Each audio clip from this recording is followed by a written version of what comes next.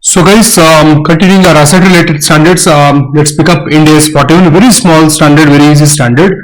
Despite the simple standard it is quite capable of coming for 8 to 10 to 12 marks as well. So anyway, let's go into it. So Ind As 41 agriculture standard is applicable for these three items. So the scope is very simple. We cover the accounting of biological assets, we cover the accounting of agricultural produce, we cover the accounting of government grants related to biological assets. So only three items are covered under this standard. Okay, now biological assets, initial recognition, subsequent measurement, everything is covered under this standard. Agricultural produce is covered under this standard only at the point of harvest. That means from a mango tree, you pick up all the mangoes. So once you pluck the mango, that becomes an agricultural produce, no? So on the very first day, what accounting is to be done is standard tells you. Subsequently, what you will do with that mango, whether you will sell it or you will use it as a raw material for further preparations and all, that is not into the subject matter of Ind As 41. Ind As 41 applies to agricultural produce only on the point of harvest. Harvest means the moment agricultural produce is created, at that time, the moment you pluck the mango, on that date, what entry, what amount you should record, Ind As 41 talks about that. Subsequent processing of that does not apply. Ind As 2 will take care of it, inventories. And government grants which are related to biological assets are also covered under this standard only, even though you have Ind As 20 separate standard for government grants. Reason we will discuss as we go inside that. Now coming to scope exclusions. Land which is used for agricultural activity is important asset, but still that land is not covered under the scope of Ind As 41. Similarly, bearer plants are not covered under the standard. Bearer plants are also biological assets. Any living animal, living plant is a biological asset. So mango tree, coconut tree, all these are also bearer plants. They are also biological assets, but they are not covered under the standard because they are covered under Ind As 16. Ind As 16, self-constructed PP is there. So whatever is the actual cost incurred for construction of asset, those principles only must be applied even for biological assets which are bearer plants covered under Ind As 16. Grants related to bearer plants are also not covered here. Intangible assets used for agriculture, intangible asset standard is applicable. ROA assets arising on lease of land. If you have taken land lease and that land is used for agricultural purposes, the ROA asset measurement is not covered under the standard. Ind As 116 will apply for that. Anyway, coming to the most important part. So the standard nothing is there, very simple standard. Only thing is you should be very good with the definition part. You understand definitions clearly with lot of clarity, then automatically standard is as good as over. So let's start like this in a particular order. Let's start with biological asset. A biological asset is a living animal or plant. That means the term living must be given for animal, also plant. Now, what is an agricultural produce? Okay, before we go into that, let's come here. Harvest. The term harvest refers to detachment of produce from the biological asset. So, from the tree, if you pick up the fruit, you detach the produce from the biological asset. From the sheep, you have taken out the wool. So, you are taking out a produce, you are detaching a produce from a biological asset. That process is called as harvest, or the cessation of biological assets life process. For example, you have a lot of hen. You have killed some hen, converted that into chicken. So as long as it is a living animal, it is hen. It's a biological asset. The moment you killed it, converted it into chicken or mutton, then it is becoming an agricultural produce. This process of ceasing the life of biological asset is called as harvest. So harvest can mean two things. There is a biological asset, living plant or animal. From that produce alone you have detached it. So taking fruit from a tree, wool from a sheep, eggs out of hen, these are all coming into this category. And the term harvest also includes ceasing the life of the biological asset. That means sheep, goat and all converted into mutton, chicken means hens and all converted into chicken. That means where you are killing the animal and converting that into meat. This process is also harvest. Now come back. Agricultural produce is harvested product from entity's biological asset. So once you detach or once you kill the biological asset, the end result, the product is there. No, that harvested product is called as agricultural produce. Ind As 41 is applicable to all the agricultural produce only at the point of harvest. Subsequent processing of such agricultural produce is outside the scope of the standard. On the balance sheet date, agricultural produce will be valued as inventory in accordance with Ind As 2. The subsequent measurement and all Ind As 2 will be applicable, but on the first day, mangoes, wool, eggs, or the meat, at what amount you should recognize, the milk from the cows, at what amount you should recognize, the standard will give you guidance. So till now, what definitions did we cover? Biological asset we have covered, agricultural produce we have covered, harvest and a word also we have covered. Next, biological transformation. Any living being goes through 4 phases. These 4 processes put together are called as biological transformation. The processes are growth. So in a tree or animal, it grows, and beyond a particular stage, it starts degenerating. That means animal ka size becomes slow. As you see, the calf eventually over a period it grows into cow. But as the cow gets aged and aged, again the animal starts shrinking. The same happens with the trees also. Trees towards the end of their life, they get dried up and all the leaves and fruits will be gone. The color of the tree, barks and all will change. That is degeneration phase. Production. Animals give milk, fruits and flowers are given by trees. So this is production during its life. Procreation. Procreation is giving life to new biological asset. Cow giving birth to calf is procreation. So these 4 processes put together is called as biological transformation. It happens with all the living beings. Now coming to the definition of agricultural activity. Agricultural activity means it is management of what the entity should manage. It should manage the biological transformation and harvest of biological assets. So there are 2 things. Biological transformation, that is the process of growth, regeneration, production, procreation. Harvest means detaching the produce from the biological asset. These 2 activities our entity should be managing. With what objective? With the objective of selling them. That means a biological asset they can sell, or converting into agricultural produce. So your goal is not to sell the biological asset, but your goal is to sell the agricultural produce. That means you are having a poultry farm, let's say. So you maintain so much of hens and all. Ultimately your goal is to sell their eggs or sell them as meat. So agricultural produce, or conversion into additional biological assets. That means you are having this fishery activity where your goal is to create so many fishes, and ultimately you sell the fishes. So your goal can be to sell the biological asset, or to sell the agricultural produce, or to create more and more biological assets with the intention of again selling them. So with these objectives, if any entity is managing the biological transformation and harvest of the biological assets, then that entity is said to be involved in agricultural activity. So that is it. Now the following, so there are so many questions, I've just summarized this point. The following activities are not treated as agricultural activity. Ocean fishing. Daily, or some people will go on a boat into the ocean, they throw a net, catch some fishes and come back and sell that fishes.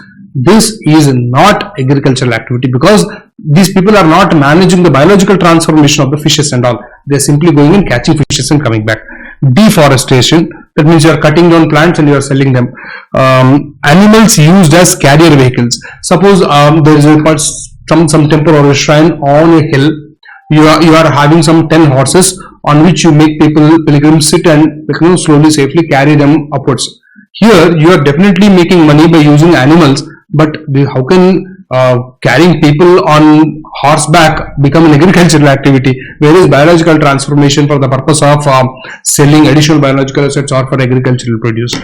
Animals used for security purposes. You are having some 20 dogs which are used as security purpose. True, since you are maintaining dogs, obviously you will be involved in the biological management of biological transformation of dogs and all.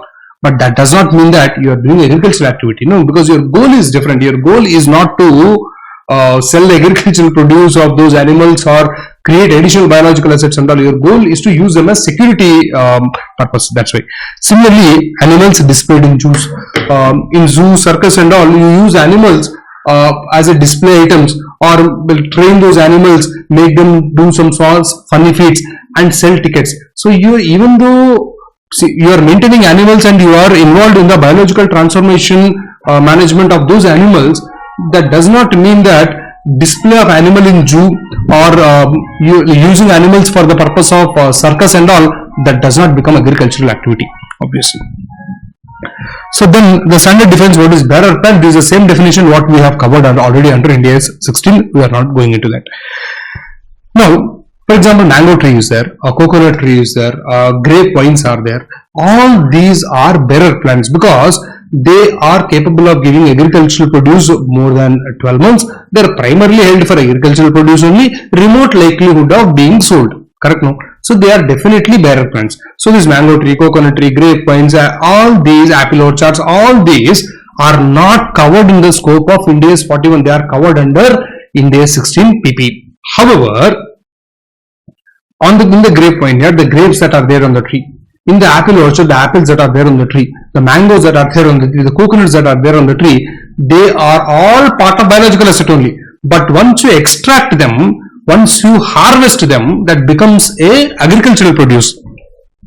Once it is an agricultural produce, even though it is from a bearer plant, that agricultural produce is under the scope of Ind As 41. Right? So agricultural produce is covered from all biological assets. All biological assets are also covered under the standard except for bearer plant. Next. Now, what is the recognition criteria? Recognition criteria is the same recognition criteria what we discussed for any other asset. What is that? It is probable that future economic benefit should be that will flow into the entity. Number two, cost can be measured reliably. But here, apart from cost, another word, fair value or cost of the asset can be measured reliably. So everywhere, Ind As 38, which is intangible asset standard, 40 investment properties, Ind As 16, everywhere cost only is given. Why here fair value is given? That is because as you understand the recognition principles, initial recognition of PP, intangible asset, investment property is happening at cost. But as we learn now, initial recognition of biological assets will not happen at cost. It should be happening at fair value less cost to sell. So that's why fair value of the asset must be measured reliably. One more point is there, the entity should have control on the asset. Of course, even though the asset definition itself includes control over the resource on a term, the standard specifically includes here, in case of biological assets that or agricultural produce, for these two cases, the standard includes this as an additional condition. So apart from your future economic benefits, cost or fair value should be measured reliably. Second condition, there is a third condition now, the entity should have control over the asset as well. So this is a third condition which the standard is expecting you to fulfill. Once these 3 points are satisfied, you can recognize biological asset or agricultural produce as an asset in your books of accounts. Now coming to the measurement criteria. Let us do this with the help of an example.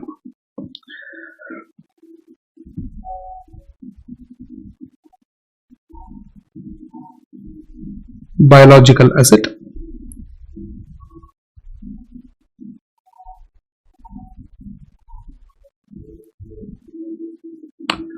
Listen, sir.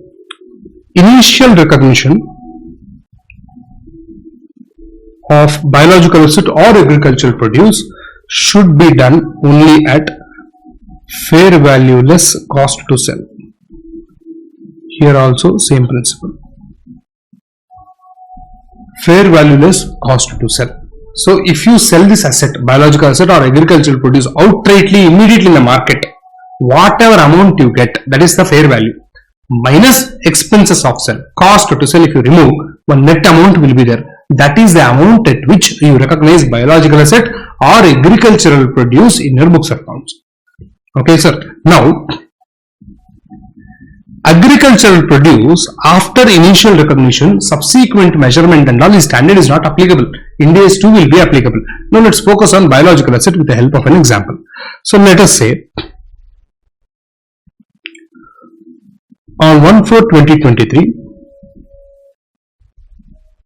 A Limited purchased 5-year-old cow for rupees 40,000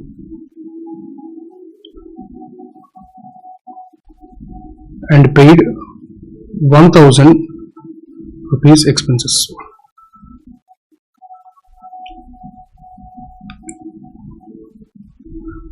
To sell the cow,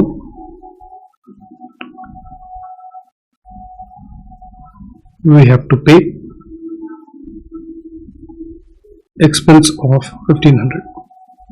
So the buyer of the cow is paying 1,000 rupees, the seller of the cow has paid 1,500 rupees to the broker. Now,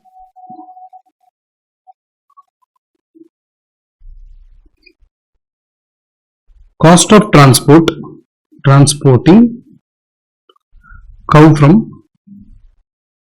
market to A Limited's premises, let us say is 500 rupees. Now what entry will you write for purchase of this biological asset cow? Now carefully understand, sir. It's very simple. You will identify two numbers separately. First, you work out FELCTS separately. Fair value. Since you purchased the cow today for 40,000 at the market price, today if you sell the cow at the spot in the market, that is fair value, sell the amount what you get for selling your asset. So that imagining that only is a fair value 40,000 minus cost to sell. In this sum, I am a buyer. But in case if I sell the asset right now in the market, I have to pay expenditure of 1,500 rupees. The question can give this in the form of percentage also. So let us say 1,500 rupees expense on sale. But if I have to sell this cow in the market from my place, I have to take this cow to the market now. Transportation charges will be there. See, the cow today is there in the market only. Imagine I got it to my home. From here, if I have to sell it, I cannot sell it from here. I have to take this cow to the market. So, this transport charges, whatever are there, the transport charges must be definitely factored for determining fair value. So, as a part of determining fair value, you have to remove transport charges. Careful, sir, transport charges is not part of cost to sell. It is part of fair value only. Of course, even if it is cost to sell also I will deduct. But you must understand the difference. So, the net effect answer is 38,000. So, the cow should be recognized at 38,000. That is clear. Because FELCTS you have to apply. Cash outflow, what you paid. I paid 40,000. I paid 1,000 rupees brokerage as a buyer. I paid 500 rupees for transporting the cow from the market to my place. So what I paid is 41,500 rupees. Now remember this, sir. Your entry will be this. Biological asset account debit cow to bank. To bank is my cash outflow 41,500, but I will recognize this only at 38,000. This gap, whatever is there, let it be expenses, let it be loss on valuation, let it be transport charges, there is no need for you to recognize each one of them individually and show. Simply throw it off into PRL. We will simply explain it as a loss on initial recognition.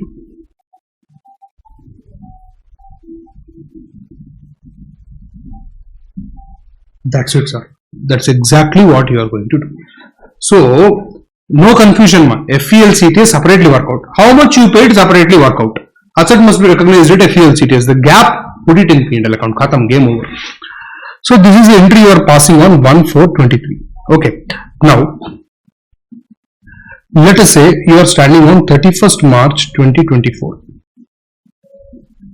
Now, information available is FELCTS of 5-year-old cow today is 41,000. FELCTS of 6-year-old cow is 44,000. See, our cow existing carrying amount is appearing at 38,000 in our books. Initial recognition principle is FELCTS. Subsequent measurement also should be done at FELCTS only. So Ind As 41 says there is no depreciation and all. Subsequent measurement also at FELCTS. So from your 38,000 you have to measure to what value? See, when I purchased the cow was having an age of 5 years. Now that 1 year is over, now cow age is 6 years. So you have to compare with 44,000. So from 38,000 to 44,000 there is a 6,000 rupees gain. So biological asset cow account debit to this again directly happily go off into PR. Valuation went directly to PR.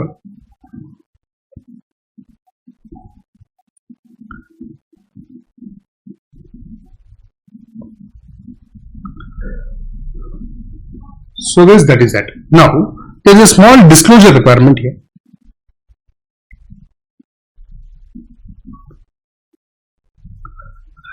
That means your fair valuation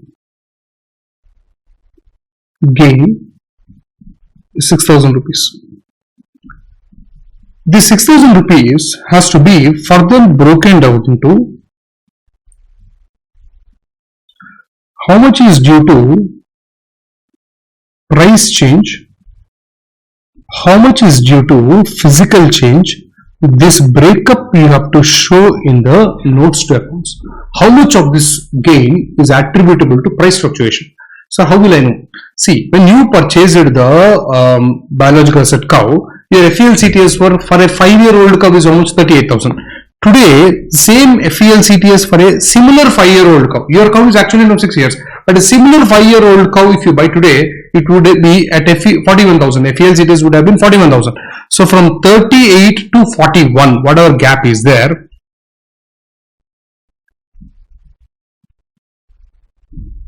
this 3,000 rupees, this is purely because of price change in the, even the same similar 5-year-old cow, you can buy or sell at effective cost of 41,000. So from 38 to 41, whatever is there, that is price change.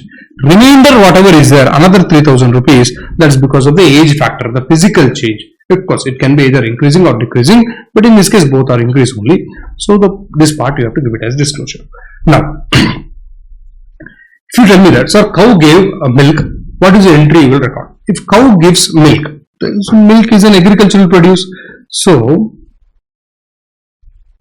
agricultural produce account debit. So whatever is of FELCTS of the milk, let's say it's some 6,000 rupees, to directly recognize in PR.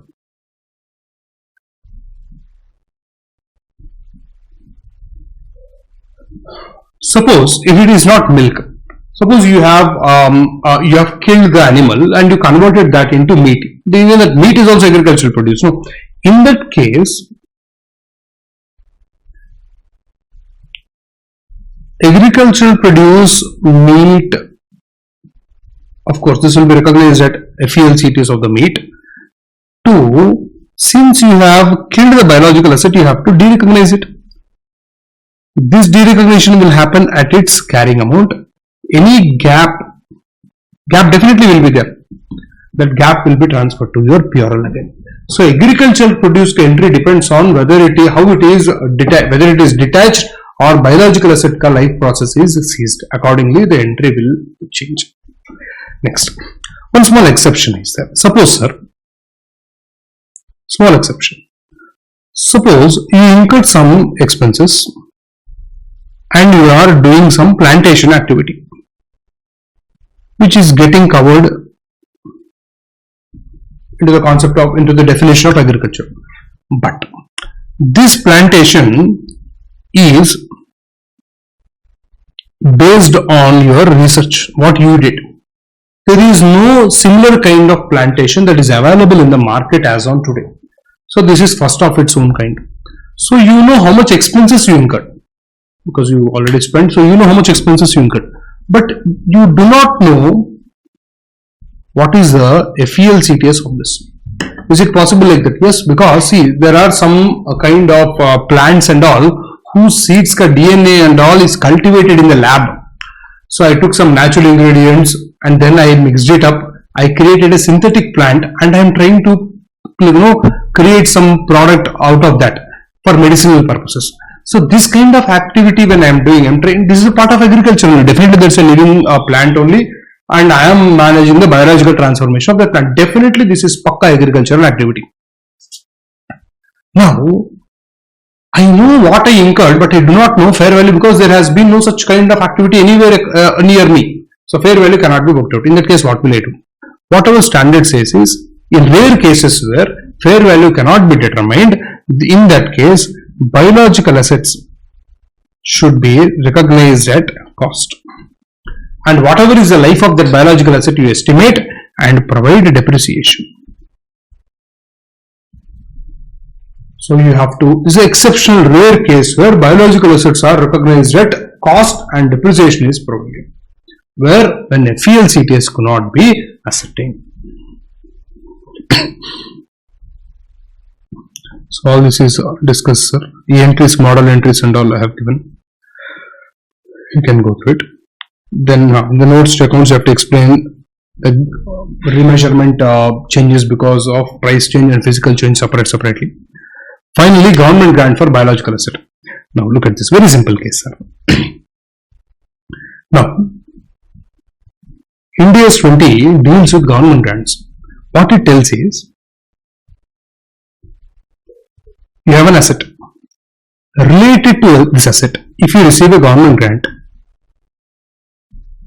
you have two alternatives. Alternative 1, reduce from asset. Alternative 2, treat it as deferred income. So Ind As 20 or AS 12 in your C-enter, everywhere the two alternatives that are there, they are there. When anyway Ind As 20 is there, why is this standard again talking about government grants related to biological assets separately? Let's think over like this. Imagine the standard is not there. Imagine this standard does not cover about these grants. So which standard is applicable? Ind As 20 is applicable. So you have a biological asset now, and related to this biological asset, you received a government grant. Then you have right to apply any of these two alternatives. If you apply the first alternative, the entire principle of Ind As 41 gets violated, because this biological asset initial recognition, subsequent measurement, everything is to be happening only at FELCTS. So you are showing this asset in the balance sheet at FELCTS, and you received a government grant related to that, and you go and reduce it from the cost of the asset or carrying amount of the asset. Then the resulting number is no more FELCTS. No, entire Ind As 41 ideology you are spoiling it off. So the standard says, if it is a government grant related to biological assets which are initially recognized at FELCTS, then Ind As 20 will not apply. Ind As 41 only has to be applied. Let's see what is there in Ind As 41. Basic points are, you will see whether the grant that is given to you is conditional or not. If it is an unconditional grant, then why to set it up as deferred income and all? Straight away it becomes an income in your P&L account. When the grant is receivable, immediately book it as income in your P&L account. Khatam, game over. But if you say that the grant is conditional, that means some conditions have to be satisfied in order to earn the grant, even though you might have received the grant. In that case, you have only one alternative. You have to set it up as deferred income initially and recognize the government grant in P&L account when the conditions attached to it are met. Till then, treat as deferred income. You will only treat it as deferred income immediately and release it to P&L account as and when the conditions are satisfied. If there are no conditions at all, unconditional grant, right away go into P&L account as income. All this is there in Ind As 20 also, but in Ind As 20 there is another alternative of reducing it from the value of the asset, which is not permitted now because your asset is prima facie measured at FELCTS. Where your asset is measured at cost, then Ind As 41 says I am not applicable. Go to Ind As 20. Because anyway your asset is not applied at FELCTS. No, any of the alternatives you follow, I don't care. So go to Ind As 20. So guys, that's all with your agriculture standard, sir. On this, some good questions are there in your ICS study material. Please go through that. This is a good enough discussion on agriculture study. Thank you guys. Thank you so much.